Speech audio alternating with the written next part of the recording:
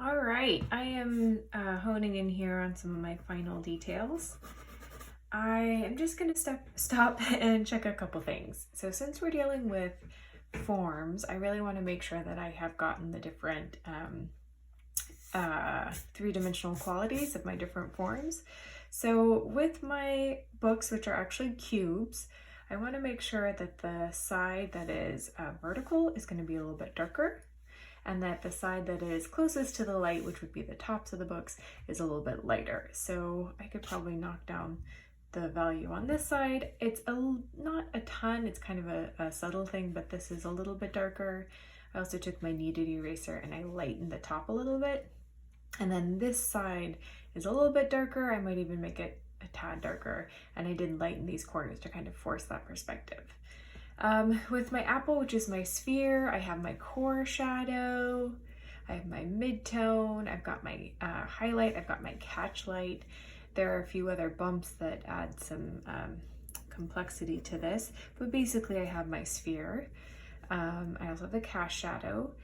And then on my cylinder, I've got it darker on one side, lighter in the center, darker on the other side. It's a little bit funny because I have a white cup, so I really tried to leave my mid-tone closer to white.